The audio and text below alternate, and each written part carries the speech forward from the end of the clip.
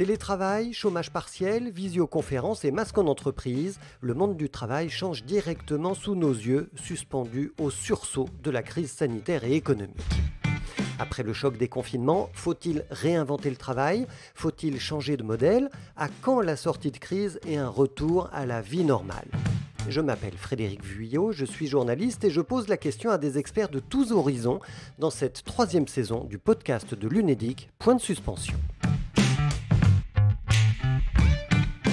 Aujourd'hui, nous parlons de carrière professionnelle au féminin et de cette vision de réussite sociale dans laquelle la société nous enferme trop souvent, femmes ou hommes d'ailleurs.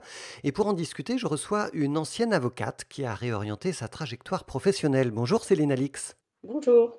Vous dirigez aujourd'hui un cabinet de traduction juridique et vous venez de publier un ouvrage qui s'intitule « Merci mais non merci » aux éditions Payot. Un titre qui veut dire en somme « Non merci aux belles perspectives de carrière professionnelle que vous m'offrez ». Pourquoi cet ouvrage ? C'est exactement ça, en fait. Le titre complet, c'est Merci mais non merci, comment les femmes redessinent la réussite sociale. J'ai écrit ce livre parce que moi, j'ai travaillé pendant 10 ans dans des cabinets d'avocats d'affaires prestigieux, anglais et américains, où j'étais très bien payée, je travaillais sur des beaux dossiers qui apparaissaient dans les journaux, mais où je ne voyais pas le jour. J'enchaînais les nuits blanches, les soirées au bureau, les vacances annulées. Et un jour, j'ai dit stop. Je ne voulais plus, je ne pouvais plus vivre au bureau. J'avais envie de faire autre chose et d'avoir aussi d'autres vies. Donc je me suis posée et je me suis interrogée sur comment je définissais, moi, la réussite professionnelle et sociale.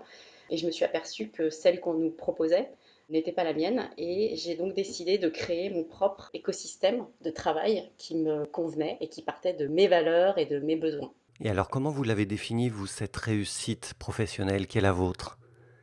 Pour moi, la réussite, elle est inclusive, elle inclut toutes mes vies. Donc ce n'est pas seulement une réussite professionnelle qui exclut les autres. Vie, c'est une réussite dans tous les domaines, donc dans ma vie personnelle, professionnelle, amicale, que sais-je. Voilà, donc c'est une réussite qui inclut mes autres vies. La barre est très haute, tout le monde en aurait envie. Oui, mais je pense qu'aujourd'hui, beaucoup de gens en ont envie, notamment dans les jeunes générations. On voit qu'il y a vraiment un mouvement pour ne plus compartimenter la vie professionnelle et pour qu'elle inclue toutes les facettes de l'individu et qu'elle soit plus ouverte à ce qui est la vraie vie. Est-ce que c'est un ouvrage qui s'adresse particulièrement aux femmes ? C'est un ouvrage qui parle des femmes parce que j'aime bien dire que les femmes sont un peu en position d'outsider et d'observatrice puisqu'elles sont arrivées sur le monde du travail, enfin en tout cas dans ces professions, dans le monde des affaires, dans un deuxième temps. Elles sont arrivées dans un monde qu'elles n'ont pas contribué à créer. Donc de par cette posture un peu de tiers observatrice, elles ont pu mettre le doigt sur les choses qui ne fonctionnaient plus et dont l'obsolescence, je pense, a été accentuée par la crise sanitaire qu'on est en train de vivre. Donc elles peuvent se permettre de faire ce pas de côté. Et puis culturellement aussi, hein, il faut le dire, aujourd'hui c'est plus facile pour une femme de sortir du moule que pour un homme. Alors si on revient sur le monde du travail, est-ce que vous diriez que les femmes sont plus à même d'offrir aujourd'hui des alternatives au monde du travail ?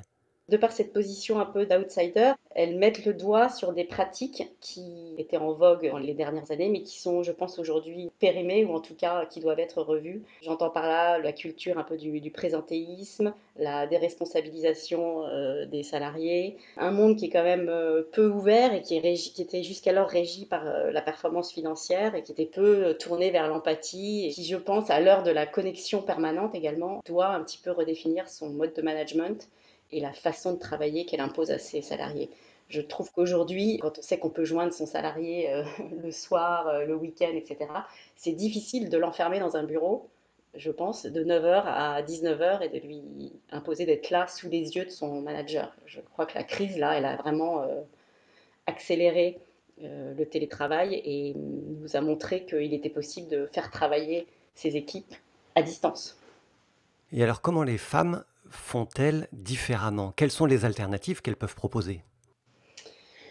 Je crois que les femmes, ce qu'elles veulent avant tout dans le travail, enfin en tout cas c'est ce que j'ai moi remarqué de manière personnelle et quand j'ai mené les interviews pour mon livre, ce qu'elles veulent dans le travail, c'est l'efficacité avant tout. Donc l'efficacité, c'est leur objectif, mais c'est aussi leur satisfaction. Donc elles mettent tout en œuvre pour faire bien leur travail, mais le faire efficacement et rapidement pour pouvoir le soir rentrer chez elles et se consacrer à leurs autres vies.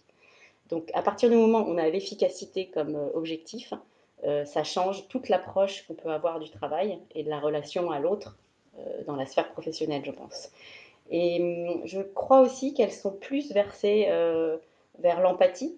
Les femmes ont peut-être une vision plus à 360, elles incluent plus à nouveau les différentes facettes de l'individu.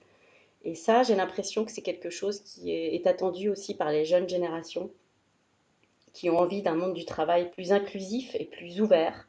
Vous nous avez dit que vous aviez changé de parcours vous-même dans votre vie professionnelle. Est-ce que vous diriez aujourd'hui qu'il faut changer de carrière pour être heureux au travail? Et si oui, est-ce que ça signifierait que les premiers pas dans la vie professionnelle sont finalement des faux pas? Est-ce qu'on se trompe en début de carrière? Changer de carrière, ça ne signifie pas obligatoirement changer de métier. On peut aimer son métier, mais pas la manière dont on l'exerce. Et je crois que c'est beaucoup ce que j'ai rencontré dans mes interviews. Les femmes que j'ai interrogées aiment leur métier, adorent leur métier, elles le font très bien, elles veulent continuer à le faire.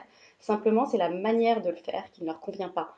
Donc, je pense qu'on peut, sans tout révolutionner ou sans faire une reconversion totale, on peut changer les manières de travailler, c'est-à-dire les gens avec qui on travaille, quand on travaille, où on travaille, quel dossier on veut prendre, quelle cause on veut défendre. Je pense que c'est plutôt sur la forme que sur le fond de la carrière que l'on peut changer. Moi, je pense qu'il n'y a jamais de faux pas dans une carrière professionnelle. Je pense qu'il n'y a que des pas qui nous amènent à réfléchir et à mieux définir ce que l'on veut et surtout ce que l'on ne veut pas.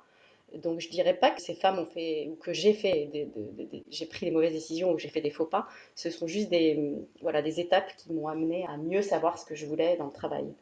Mais on pourrait penser aussi que le cadre dans lequel nous enferme une formation au niveau des études supérieures peut nous orienter dans une mauvaise direction en début de carrière professionnelle. C'est sûr qu'en France, c'est toujours difficile quand on est étiqueté avec un diplôme, etc. On sait que c'est difficile de changer de carrière et de passer d'un métier à l'autre.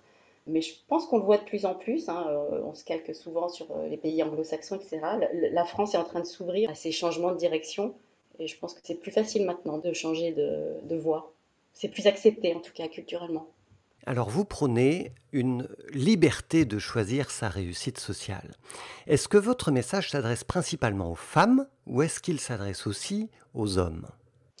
Ah, il s'adresse complètement aux hommes. Moi, je crois qu'on est en train d'assister à un phénomène sociétal qui est général.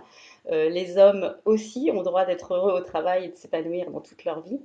Et je pense qu'en finissant avec la culture du présentéisme et en visant l'efficacité, en trouvant du sens et de la satisfaction au travail, on libérera aussi les hommes des injonctions qui leur sont faites j'ai envie de dire, d'être performants, d'être dur au mal, d'être dévoués corps et âme à leur métier, d'être le meilleur et de faire semblant de ne pas avoir d'autre vie, de faire semblant de ne pas avoir d'enfants. Je pense que ça leur permettra aussi de sortir du moule qui leur est assigné. Donc c'est bon pour tout le monde, je pense.